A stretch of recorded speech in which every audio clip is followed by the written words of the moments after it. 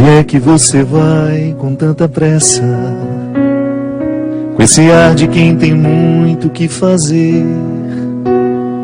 Se eu posso lhe pedir alguma coisa, eu lhe peço, senta aqui. Como um dia eu sentei naquele poço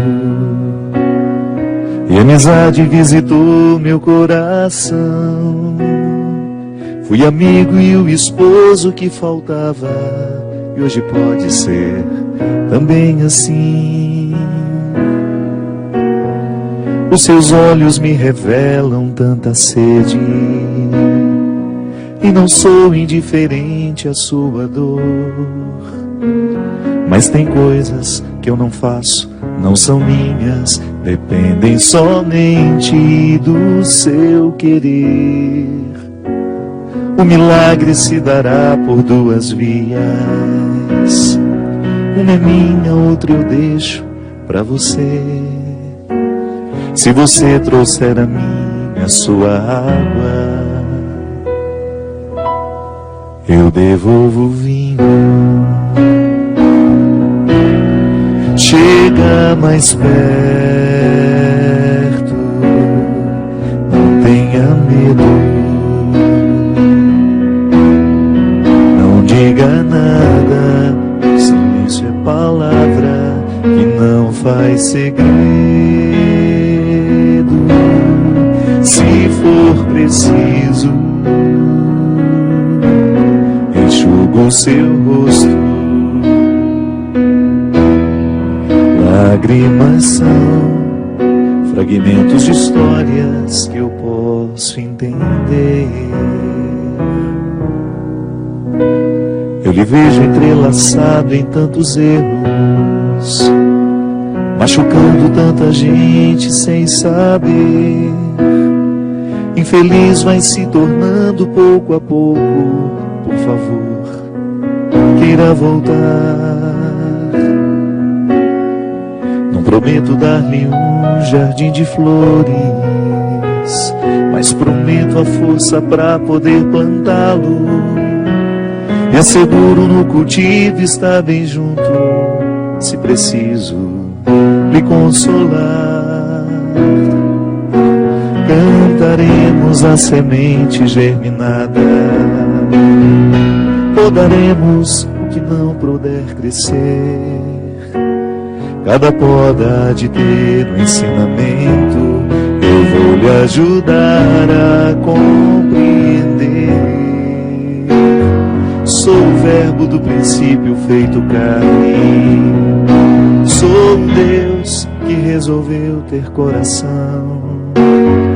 E hoje está sentado à beira desse poço, mirando seu rosto na voz deste moço, lhe dando um recado.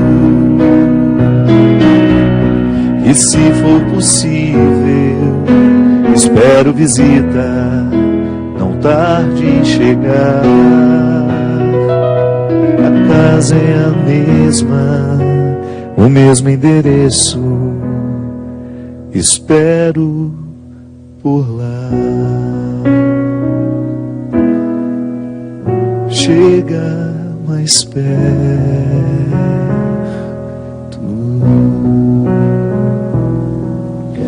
Muito boa noite, é com muita alegria e com muita proximidade que hoje nós começamos este programa de direção espiritual. Eu me lembro que essa música foi feita, tanto é que eu estou velhinho, né? Não sei mais a letra de cor. Quando o Diego me convidou para cantar a música aqui hoje, ele que me falou: padre, vamos cantar aquela música. Essa música é antiga. Nasceu justamente da minha contemplação. Recordo-me como se fosse hoje. Eu nem era padre ainda. A minha oportunidade de imaginar a cena. A mulher samaritana recebendo Jesus ali na beira daquele poço, naquela realidade de tanto despojamento.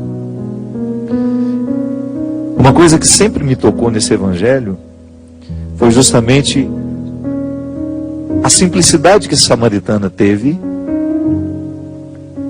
de permitir, porque é preciso ter um despojamento de alma.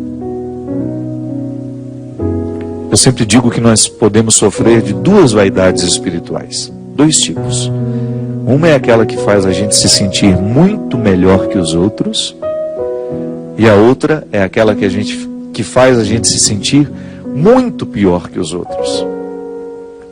A samaritana, por ser uma mulher excluída da sociedade, por ter tido uma vida de erros até aquele momento, é possível que ela estivesse experimentando ao longo de sua vida um pouco dessa segunda vaidade espiritual, de sentir-se pior que os outros.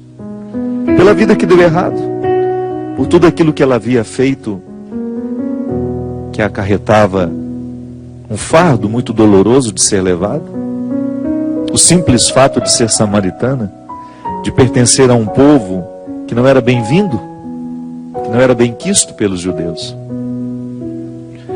Eu acredito que essa mulher precisou vencer essa primeira vaidade, essa segunda, desculpe, de sentir-se pior que os outros e de prestar atenção no pedido que Jesus fazia a ela. Que às vezes nós somos arrogantes com as nossas pobrezas. Interessante isso, não é? Você já deve ter encontrado muita gente arrogante com as suas grandezas. Pessoas que são arrogantes porque se sentem grandes, se sentem vencedoras, se sentem famosas. Mas também é perigoso a gente encontrar, e nem sempre sabemos identificar que é isso, aquelas pessoas que são arrogantes porque se sentem pequenas demais, porque se sentem miseráveis demais. É no coração de uma pessoa assim que Jesus precisa entrar naquela tarde, naquela divisão do dia. Na verdade, o Evangelho fala que foi no meio do dia que Jesus teve esse encontro com a samaritana. O Evangelho fala assim: chegou, pois, a uma cidade da Samaria, chamada Sicar, perto da propriedade que Jacó tinha dado a seu filho José. E havia ali uma fonte de Jacó. Jesus, cansado da viagem, sentou-se junto à fonte. Era por volta do meio-dia. Veio uma mulher da Samaria buscar água, e Jesus lhe disse: dá-me de beber. Os seus discípulos tinham ido à cidade comprar algo para comer. E a samaritana disse a Jesus: como é que tu, sendo um judeu, pedes de beber a mim, que sou uma mulher samaritana? De fato, os judeus não se relacionam com os samaritanos. E Jesus respondeu: se conhecesses o dom de Deus, e quem é aquele que te diz, dá-me de beber, tu lhe pedirias, e ele te daria água viva. A mulher disse: Senhor, não tens sequer um balde, e o poço é fundo. De onde tens essa água viva? Serás maior que nosso pai Jacó, que nos deu este poço, do qual bebeu ele mesmo, como também os seus filhos e seus animais? Jesus respondeu a ela: todo o que beber desta água terá sede de novo. Mas quem beber da água que eu darei, nunca mais terá sede, porque a água que eu darei se tornará nele uma fonte de água jorrando para a vida eterna. A mulher disse então a Jesus: Senhor, dá-me dessa água para que eu não tenha mais sede, nem tenha de vir aqui tirar água. Ele lhe disse: vai chamar teu marido e volta aqui. Eu não tenho marido, respondeu a mulher. Ao que Jesus retrucou: disseste bem que não tens marido. De fato tiveste 5 maridos, e o que tens agora não é o teu marido, e nisto falaste a verdade. A mulher lhe disse: Senhor, vejo que és um profeta. Os nossos pais adoraram sobre esta montanha, mas vós dizeis que em Jerusalém está o lugar que se deve adorar. Jesus lhe respondeu: mulher, acredita-me, vem a hora em que nesta montanha, nem em Jerusalém, adorareis o Pai. Vós adorais o que não conheceis, nós adoramos o que conhecemos, pois a salvação vem dos judeus. Mas vem a hora, e é agora, em que os verdadeiros adoradores, adorarão o Pai em espírito e verdade. Estes são os adoradores que o Pai procura. Deus é espírito, e o que o adora deve adorá-lo em espírito e verdade. A mulher disse: eu sei que virá o Messias, isto é, o Cristo, e quando ele vier, nos fará conhecer todas as coisas. Jesus lhe disse: sou eu que estou falando contigo. A samaritana é surpreendida por um homem que lhe pede um favor. Assim começou aquele encontro. Jesus não faz um discurso para ela. Jesus não utiliza da autoridade religiosa que tinha, porque era um profundo conhecedor das Escrituras.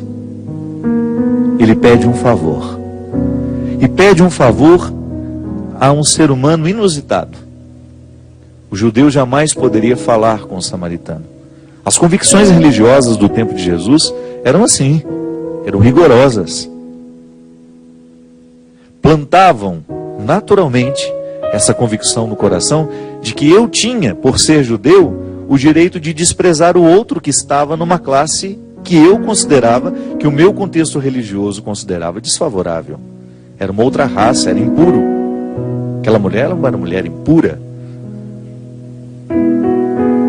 Jesus pede um favor a ela. E inicia com aquela mulher um processo terapêutico que vai arrancando dela todas as raízes que o erro havia deixado. Pelo poder da palavra, minha gente. Olha como isso é fascinante.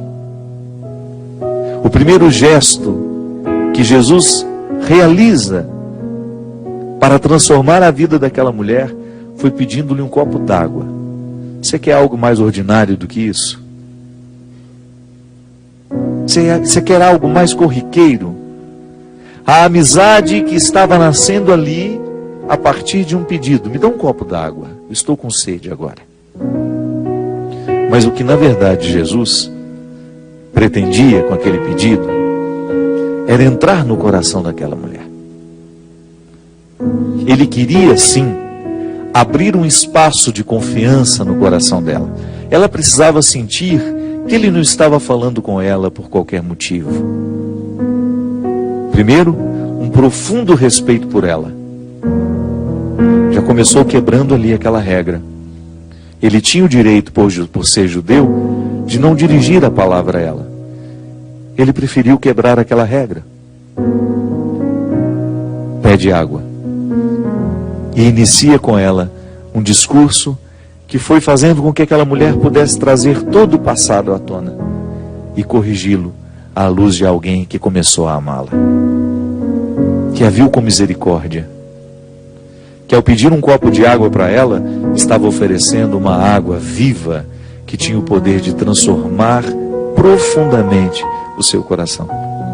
É interessante porque é como se nós pudéssemos estabelecer essa transição.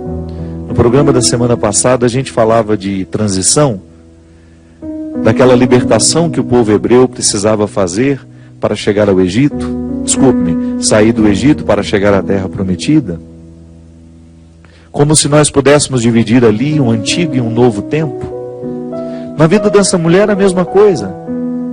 Jesus estava arrancando essa mulher de um contexto de coisas antigas, de realidades que já não alimentavam mais, e propondo a ela uma água nova, uma água que saciava outras dimensões da vida, que não só essa necessidade física que nós temos de ter água no nosso corpo, de hidratar o nosso corpo para que ele possa funcionar bem.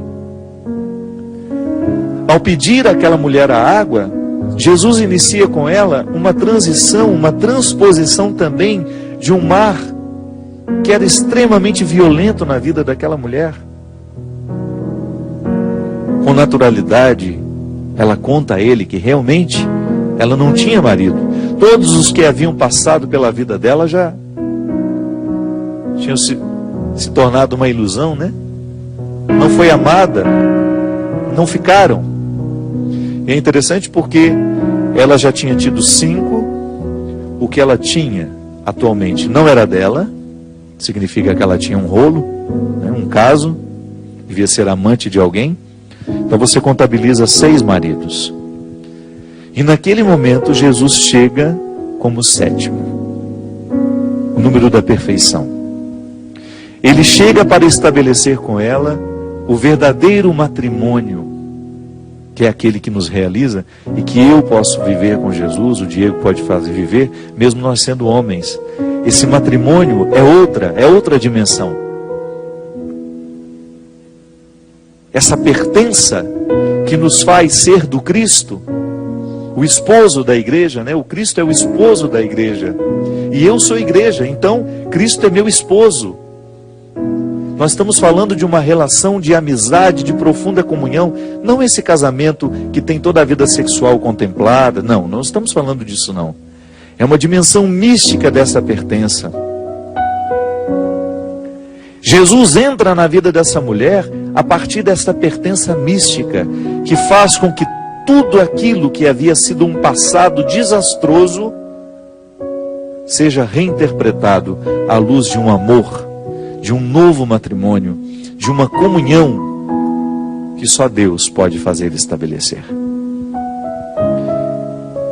E também este encontro acontece na metade do dia, como se o evangelista quisesse nos mostrar que até então tudo aquilo que havia sido desastroso até o meio-dia, com a chegada do Cristo, com essa água viva que Ele oferece a essa mulher, torna-se novo.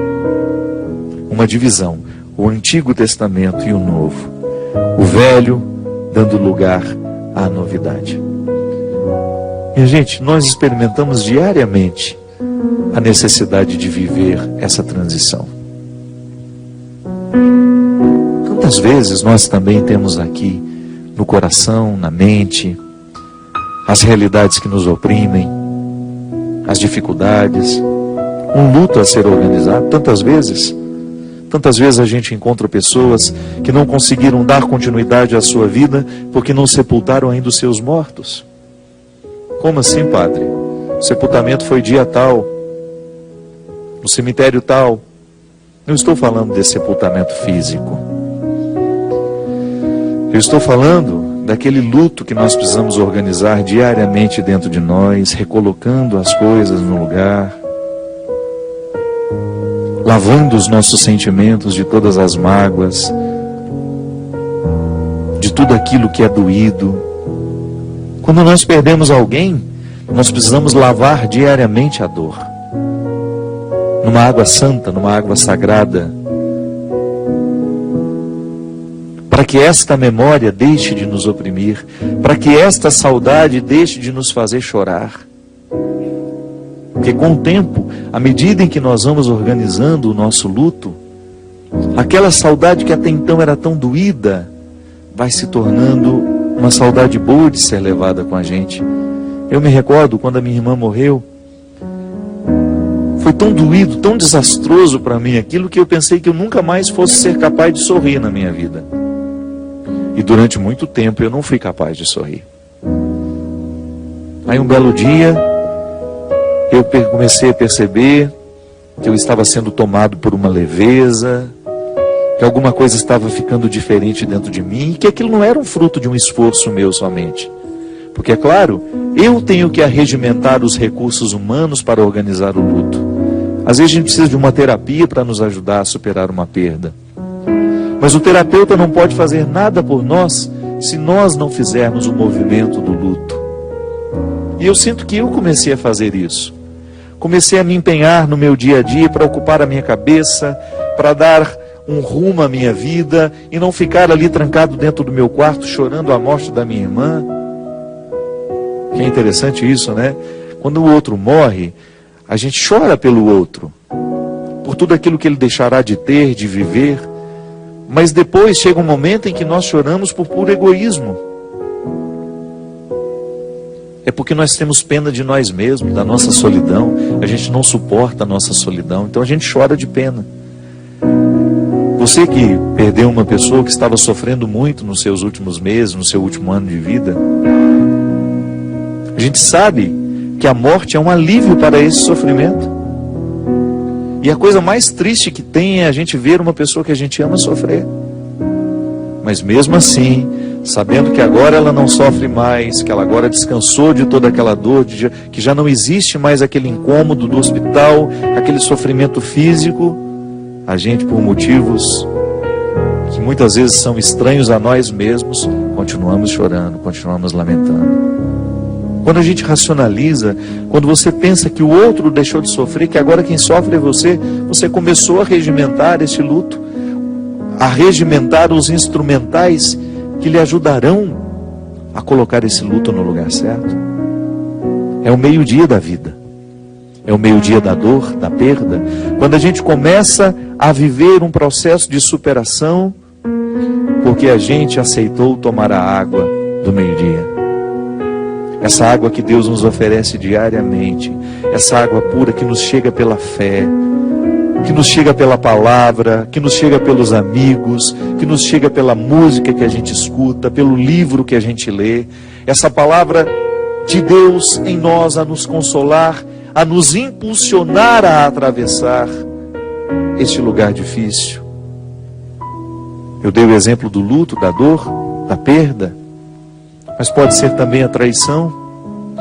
Quantos de nós, amargurados pela dor da traição, também precisamos organizar o luto, precisamos reinterpretar o valor da desilusão em nós. Toda vez que a gente se desilude com o outro, é muito cruel mesmo, é triste, é doído. Mas se você for pensar com mais profundidade, desça um pouco os degraus dessa desilusão. Não veja só a sala em que ela te colocou. Porque às vezes a desilusão nos coloca numa sala e a gente não percebe que tem uma mais embaixo. E se você ousa descobrir o degrau que te leva até essa embaixo, essa sala mais profunda, você vai ver que a desilusão é uma oportunidade muito feliz que a gente tem de ter contato com a realidade. Então tá bom, desiludido que eu estou, eu tenho a oportunidade de lidar o outro com mais realidade. Lidar com o outro com um pouco mais de realidade. Tudo isso é passo de mudança, de superação, de maturidade, que essa mulher viveu e que nós também precisamos viver diariamente. Essa mulher não teve medo de falar de si mesma. Por quê? Porque Jesus não começou com um discurso arrogante. Ao pedir a ela um favor, um copo de água, ele estabeleceu imediatamente com ela uma relação de confiança. Ele me pediu água. Significa que ele não é arrogante. Significa que ele acredita na possibilidade de eu lhe oferecer alguma coisa que seja boa. Ele não me acha tão desprezível assim. Ele olha para mim e consegue encontrar um valor em mim. Essa é a experiência que a samaritana faz de Jesus ao perceber que ele começa do jeito certo. Pede a ela um favor, pede a ela um copo d'água e começa a oferecer a ela todos os instrumentais necessários para recrutar o passado e dar um jeito nele. Hoje Deus também pede-nos um copo de água. Estabelece com a gente uma relação de amizade para nos ajudar a dar um jeito nessa tarde que nos resta. Ele nos ajuda a olhar essa manhã que não foi muito feliz, que não foi muito favorável, e Ele nos permite dar um passo na direção de um crescimento. E nos permite adentrar uma estrada que poderá nos levar muito mais longe do que a gente imagina. Eu sempre gosto de dizer isso. Nós ainda não alcançamos quase nada do que podemos em nós mesmos. Estamos ainda no alpendre da casa. Se a gente pode dizer que nós somos uma casa, nós só estamos no alpendre. A gente ainda não adentrou a sala principal, os quartos, a cozinha, os subterrâneos. Por quê? Porque muitas vezes ficamos parados naquilo que não deu certo. Porque muitas vezes insistimos em colocar os nossos olhos nas realidades da nossa vida que não foram favoráveis, que não foram felizes. Da mesma maneira como essa mulher também tinha um passado todo estragado. Mas de repente, naquele momento, naquele meio-dia, naquela divisão do dia com a tarde, um favor lhe é pedido. E a partir daquele copo d'água, uma grande transformação acontece na sua história. Nós vamos fazer um rápido intervalinho, mas você não vai sair da nossa companhia não, viu? Pode ser que hoje o programa esteja especialmente preparado por Deus para nos ajudar a fazer essa travessia. Eu não sei o que é que você precisa vencer dentro de você.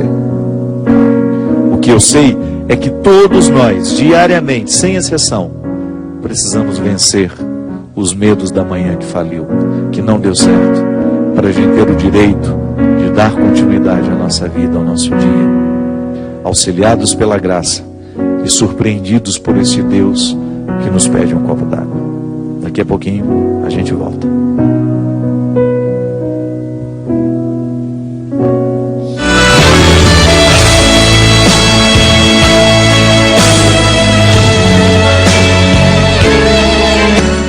Estamos de volta com o programa Direção Espiritual, lembrando que você pode adquirir os produtos aqui no Davi, departamento de audiovisual da Canção Nova, e você nos ajuda a manter esta obra. Além de receber um produto que te evangeliza, que lhe ajuda a presentear outras pessoas que também precisam de uma palavra bendita, que possa ouvir uma música que faça bem, você ajuda a manter essa obra. Nós temos aqui, Discípulo da Madrugada, o livro Mulheres de Aço e de Flores e o novo CD Deus no Esconderijo do Verso. Ligue 0 operadora 12 3186 2600. Tinha uma pessoa aqui me perguntando qual era o livro que eu havia falado que ajudava nos relacionamentos. Estava aqui, é esse aqui, minha filha, o livro Quem Me Roubou de Mim. É um livro que fala sobre o sequestro da subjetividade. O que é isso, gente? Palavra esquisita. Pois é, o sequestro da subjetividade é toda vez que nós, em nome do amor, perdemos a pertença. A gente parte do princípio de que a gente só pode oferecer ao outro aquilo que a gente tem. Muitas vezes a gente não se ama o suficiente e já quer amar o outro. Muitas vezes a gente não é livre e quer libertar o outro. O livro trata justamente deste dever de casa que nós vamos fazer diariamente para que a gente seja cada vez mais uma pessoa que promove esse amor próprio, que vive o comprometimento dessa busca pela liberdade interior, que vai depois nos ajudar a viver um bom relacionamento. É um livro para você presentear a uma pessoa que você sabe que enfrenta dificuldades no dia a dia, nos relacionamentos que estabelece. Em nome do amor a gente sequestra o outro, né? Coloca dentro do cercado, faz cativeiro, é assim mesmo. E a gente precisa quebrar este poder do mal que tantas vezes nós socializamos, nós levamos até a vida do outro com os nossos comportamentos. A gente falava aqui anteriormente de que nós precisamos organizar o luto, de que nós temos que fazer alguma coisa por nós no momento em que a gente percebe que nós estamos mergulhados no momento de tristeza, de angústia, de ansiedade. E a gente tem aqui algumas pessoas que nos escrevem justamente para falar disso. A Margarete de Manhuaçu, Minas Gerais, ela diz que apesar de ser evangélica, ela acompanha o programa Direção Espiritual e que o nosso programa a ajudou muito no momento em que ela precisava se recuperar da perda de uma filha. E que ela agradece muito também a Canção Nova por ter lhe amparado nesse momento. Eu acho muito interessante, gente, nós que viajamos pelo Brasil afora, quantas vezes nós encontramos pessoas justamente nos dando este testemunho. Pais que perderam filhos, que viveram esse momento tão doloroso e que encontraram aqui na Canção Nova um amparo. A gente sabe que nós não temos uma resposta mágica para as dores, para os problemas que a gente enfrenta. Mas a gente acredita no poder que a palavra de Deus, pregada de maneira coerente, honesta, pode provocar dentro de nós. Então a gente fica muito feliz, Margarete. Não só pelo fato de você ter sido beneficiada pela Canção Nova, mas também por você, sendo evangélica, ter a coragem de nos dizer isso. Que o nosso veículo de comunicação fez bem ao seu coração. A gente se sente muito honrado toda vez que nós encontramos uma pessoa que teve a sua vida modificada para melhor por causa do trabalho que a gente realiza. A Maria Virgínia Pereira de Mozo, lá de São Paulo, capital, ela também deu um testemunho de superação em relação à morte da mãe. ela disse que através do programa nós a ajudamos muito. Ela disse que achava que após a morte da mãe viveria uma depressão, e não foi isso que aconteceu. O programa Direção Espiritual, a Canção Nova, ajudou muito nesse processo de superação. Que bom, Maria Virgínia. A gente fica muito feliz que nós tenhamos sido um instrumento de Deus na sua vida. Deus nos ajuda através de pessoas. Eu sempre gosto de frisar isso. A providência divina se manifesta na nossa vida através de realidades humanas. Por quê? Porque Deus não pode estar no mundo dispensando aqueles que são humanos e que estão conscientes do poder que nós trazemos dentro de nós. Essa é a força do cristianismo. Deus age quando e como quer, mas Ele prefere agir através de nós. Muitos milagres deixam de acontecer no mundo porque nós cruzamos os nossos braços, nós deixamos de fazer a nossa parte. Sim, Maria Virgínia, no momento em que nós perdemos alguém, nós precisamos de mais de amigos ao nosso lado. Nós precisamos de braços que nos sustentem. Nós precisamos de olhares que nos olhem, que nos encorajem. Nós precisamos de pessoas que nos digam a palavra certa. E é assim que nós acreditamos. Todos nós aqui da Canção Nova carregamos diariamente no nosso coração essa responsabilidade. E com muita alegria, viu? Não é uma responsabilidade que nos entristece, nem tampouco nos amedronta. Ela nos encoraja e nos responsabiliza diariamente para que a gente não saia do caminho. É muito bom quando a gente fica sabendo que nós participamos do processo de superação de uma pessoa. A Suzana Souza é muito grata a nós, porque ela diz que através do programa Direção Espiritual, ela sentiu o seu coração ser confortado no momento de luto. E ela se tornou seguidora a partir disso. A Silvana Aparecida, lá de Santa Maria, Rio Grande do Sul.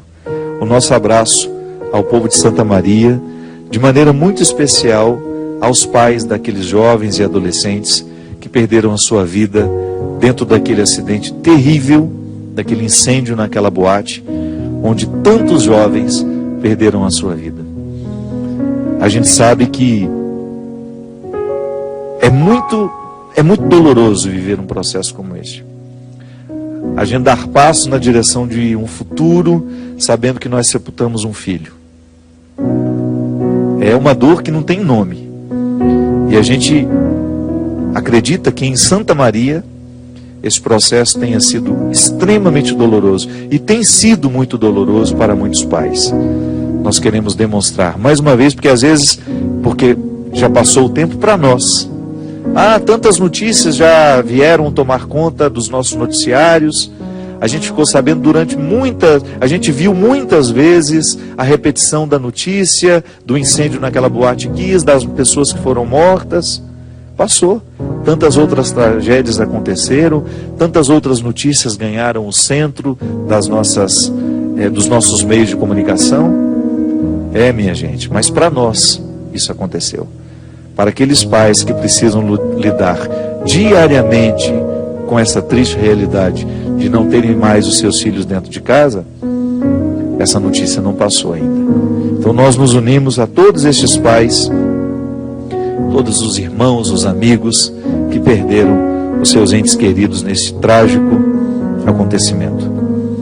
A Maria da Graça Ferreira, de São Paulo, de Taubaté, da minha terra, minha querida Taubaté, ela diz assim: Padre, a partir daquilo que o senhor falou no programa Direção Espiritual, sobre deletar tudo aquilo que não nos beneficia, e que isso só traz indiferença, frieza e afastamento, eu comecei a ser uma pessoa melhor.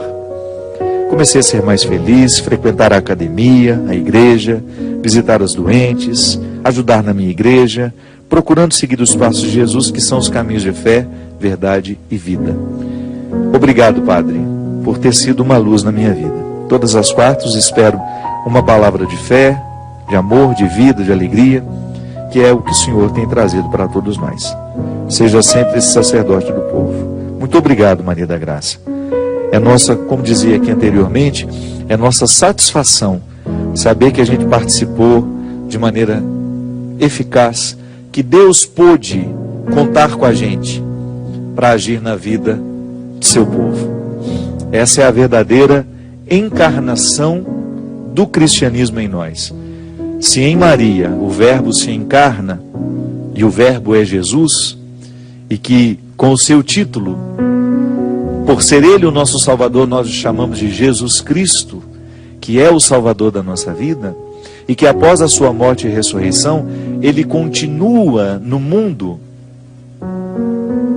colocando-nos nessa oportunidade muito feliz de sermos os legítimos representantes de sua presença. O cristão que leva a sério o seu cristianismo encarna a oportunidade de ser Jesus de novo, de oferecer ao outro, cada vez mais, a partir da consciência que nós vamos tendo, de oferecer ao outro uma consciência cristã, um jeito cristão, uma palavra cristã, porque é isso que o mundo precisa. Ele precisa de conhecer Jesus através das nossas atitudes. Nós que nos dizemos cristãos, nós precisamos ter a consciência de que o ateísmo é gerado quando nós negligenciamos a oportunidade de oferecer ao mundo o Cristo que nos habita. Vamos para Portugal? Pois é, dos dias 16 de junho até o dia 22, nós estaremos numa peregrinação, visitando lugares importantes da fé cristã, neste belíssimo país que é Portugal. Então, se você quiser estar conosco, ligue para os telefones que aparecem na tela, conheça um pouco mais deste roteiro. Posso lhe adiantar que será uma viagem muito leve, muito agradável, muito espiritualizada. No final de semana que, quando nós estivermos terminando essa peregrinação, que será justamente o término no dia 22, nos dias 20 e 21, nós teremos um congresso, um pequeno encontro, um grande encontro em Fátima. E, inclusive, nós estamos abrindo a possibilidade de você que é de Portugal participar conosco. Nós começaremos no sábado à tarde, no sábado dia 20, e terminaremos no dia 21. Eu serei o responsável pelas pregações, pelas duas missas que acontecerão. E já no sábado à noite, no dia 20, nós teremos um show lá no auditório onde o encontro vai acontecer. Nós teremos um show piano e voz, e você aí de Portugal é o nosso convidado. Inclusive, se quiser também participar da peregrinação, fazendo esse roteiro conosco, entre em contato com a Obra de Maria, ou então aqui com a Canção Nova, e tire lá as suas dúvidas, e quem sabe você vai poder estar conosco nessa viagem. Tudo bem com você, Diego? Tudo certo? Muito obrigado mais uma vez, viu, pela sua presença. O Silvio César, de Curitiba, nos escreve: Padre, os católicos evitam conversar assuntos religiosos. É isso que tenho percebido. O que não ocorre muito com os protestantes. Sempre que eles estão reunidos, eles fazem questão de discutir questões religiosas, ao passo que nós, católicos, não gostamos e costumamos evitar. Gostaria muito que o senhor comentasse sobre esse assunto. Sou católico e não encontro católicos que gostem de debater religião. Estou lendo o livro Discípulo da Madrugada e parabenizo pelo livro. Silvio, a gente sempre tem aquela velha máxima que a gente escutou tantas vezes, que religião não se discute, política não se discute, e com isso a gente deixa muitas vezes de crescer, porque na discussão, estou falando da briga não, discussão no sentido de colocar assuntos em pautas, muitas vezes porque não fazemos isso, nós deixamos de agregar conhecimentos. Eu percebo que muitas vezes as pessoas, elas estão com seus ambientes de conversas cada vez mais empobrecidos. A gente fala do absolutamente trivial. Aquilo que é o mais trivial é que a gente fala. A gente não está acostumado a tocar em questões mais substanciosas, mais polêmicas. A gente tem até medo de falar sobre os assuntos que realmente nos inquietam. Porque nós já estamos também acostumados a não ter muito respaldo do outro. Nem sempre o outro está disposto a falar com a gente de assuntos mais elaborados, mais profundos. Por que às vezes a gente não discute religião? Primeiro, porque nós somos muito ignorantes, nos falta um conhecimento, ou até mesmo uma abrangência maior das questões religiosas, porque falar de questões religiosas não é só discutir o que a igreja fala sobre isso, o que a igreja fala sobre aquilo, também é isso, também é a gente ter o conhecimento do catecismo, ou das regras da igreja a qual pertenço, um pouquinho da teologia que me orienta, mas é sobretudo falar das questões humanas, falar dos nossos medos, das nossas ansiedades. Por que nós estamos tão superficiais? Por que nós estamos tão alheios a nós mesmos? Isso é muito interessante, a gente ter a oportunidade de falar sobre os assuntos que são pertinentes a nós. Como é que nós podemos influenciar as pessoas de maneira positiva a partir das nossas crenças? Isso é questão humana. Quando você identifica que a sua religião não é só um conjunto de regras a serem observadas, mas é também uma proposta de vida interior. Antes de vir para fora, ela já me alimentou. Antes de se tornar uma atitude que o outro percebe, tem de ser em mim um jeito íntimo de ser. Então o que às vezes nos falta, Silvio, é um pouco isso. Nós estamos cada vez mais empobrecidos. A nossa vida tem ficado muito pobre, a gente lê muito pouco, a gente se informa de muitas coisas, porque a gente está conectado o tempo todo. É difícil você encontrar hoje uma pessoa que não tem uma conexão com a internet, um celular que está conectado o tempo todo na internet. Nós temos muitas informações, mas às vezes temos poucas oportunidades de encontros fecundos, onde a gente tem a oportunidade de tratar com um pouco mais de fecundidade os assuntos que nos são pertinentes. Às vezes nos falta este encontro de Jesus, né? Com a samaritana. A vida fica muito pobre quando nos faltam encontros fecundos. A samaritana teve a sorte de encontrar Jesus naquele momento do dia, que é tão simbólico, que é no meio da vida dela. Ela teve a oportunidade de viver um encontro que a transformou definitivamente para o resto da vida. Às vezes nós estamos imersos numa mesmice que não permite transformação. Porque a palavra do outro nos estimula a crescer. O conselho que a gente escuta. Ou então você foi assistir uma palestra e de repente você ouviu uma palavra que funcionou como uma flecha dentro de você. Feriu a sua consciência, feriu o seu pensamento, no sentido positivo, né, claro. Provocou dentro de você uma revolução. Meu Deus, como aquela palavra ressoou dentro de mim. Da mesma maneira como a samaritana sentiu a palavra de Jesus ressoar dentro dela. Quebrou a mesmice. E a partir daquela quebra que Jesus realizou com a sua palavra, a mulher começou a experimentar um novo tempo na sua história. Nós não discutimos religião, nós temos medo de discutir política, nós temos medo de discutir as questões que são espinhosas na nossa vida. Então, Silvio, a tendência é a gente ficar cada vez mais pobre. A filosofia nasceu numa praça pública, chamada Ágora. Sabe como que a filosofia começou? Não foi com grandes ideias, não, com grandes pensamentos, não. Foi numa praça onde as pessoas trocavam mercadorias. Naquela época não havia dinheiro, né? O que havia era a troca. Então eu levava ovos de galinha, o outro me trazia um porco e a gente ficava ali negociando. Eu te dou tantos ovos, você me dá um pouco desse trigo, você me dá um pouco. E entre essa troca de mercadorias, eles começavam a falar de suas situações pessoais. Você viu que interessante aquilo que aconteceu?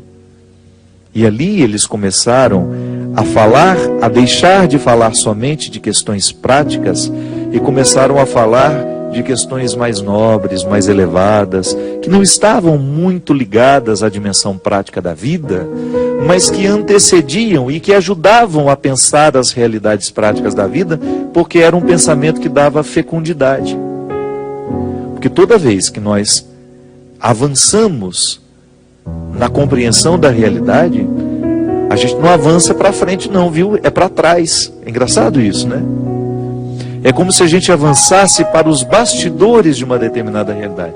Você tem aqui esse cenário. O cenário é o que você está vendo.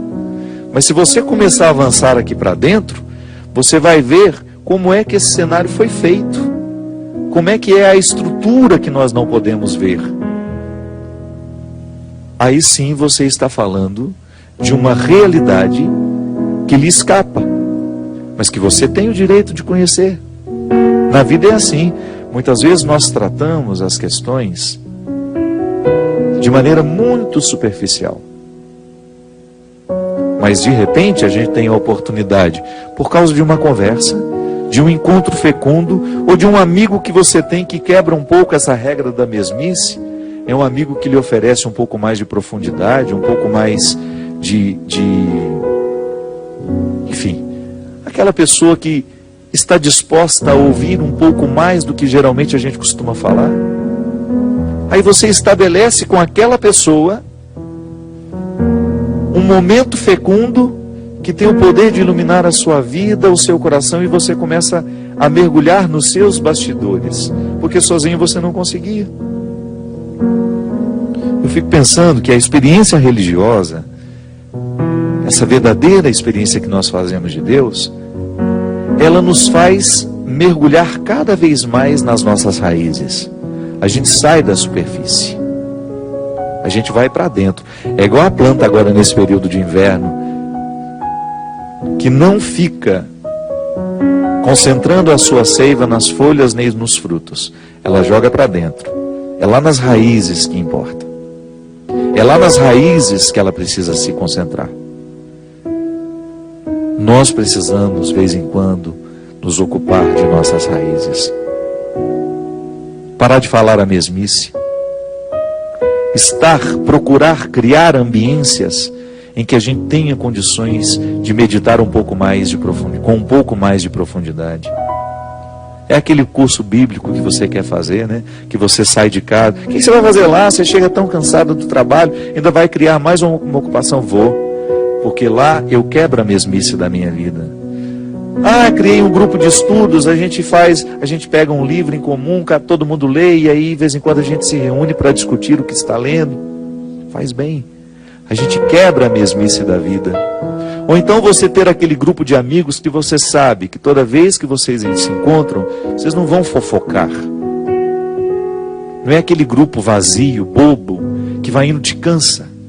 Não, é aquele grupo de pessoas que você sabe que agrega conhecimento à sua vida, que faz com que você tenha essa boa sensação de que você ganhou luzes sobre aquilo que estava obscuro em você. É assim que a gente cresce, minha gente. Quando a gente permite que a palavra que vem de fora ocupe dentro de nós, a palavra bendita, é claro, ela ocupe dentro de nós um espaço que provoca esse movimento de transformação. É como se fosse uma pequena marolinha que vai crescendo, crescendo, crescendo, até virar uma grande onda quando chega na praia. Todos nós precisamos de mover essas pequenas ondas que causam grandes transformações dentro de nós. Todos nós precisamos buscar este poço, este lugar do encontro com o Senhor. Por isso que eu sempre digo, nós não podemos acreditar numa experiência de crescimento humano, espiritual, que não passe pela observância do estudo, da dedicação e da reflexão. Às vezes nós rezamos muito e refletimos pouco. Às vezes nós refletimos muito e rezamos pouco. São dois erros. Nós precisamos conciliar as duas coisas. A reflexão com a oração. Eu preciso orar. A oração faz bem à minha alma. Mas eu preciso refletir. Porque é a partir da reflexão que eu tenho condições de permitir que a minha oração encontre o meu corpo para produzir os seus efeitos. Foi o que aconteceu com a samaritana. Ela permitiu que a palavra daquele homem, à beira daquele poço, partisse de uma realidade natural. Água, tenho sede, alguém me pede água.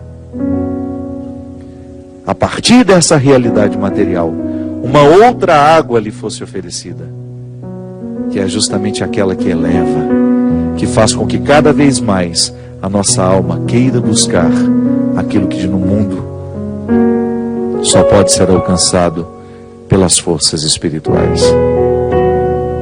E esse empenho, ele nos coloca à beira desse poço, neste contexto de simplicidade, para ouvir esse Deus que nunca nos deixa sem respostas, ainda que seja provocando dentro de nós a paciência com a pergunta. Porque às vezes nós não vamos ter a resposta hoje, mas Deus vai nos dar a paciência com a pergunta. E isso já é uma resposta maravilhosa que precisa ser celebrada. Derrame sobre nós, sobre o nosso coração, a sua bênção. Este Deus Todo-Poderoso, Pai, Filho e Espírito Santo. Amém. Até a semana que vem, se Deus quiser. Chega mais perto, não tenha medo, não diga nada, silêncio é palavra que não faz segredo. Se for preciso, enxuga o seu rosto. Lágrimas são fragmentos de histórias que eu posso entender.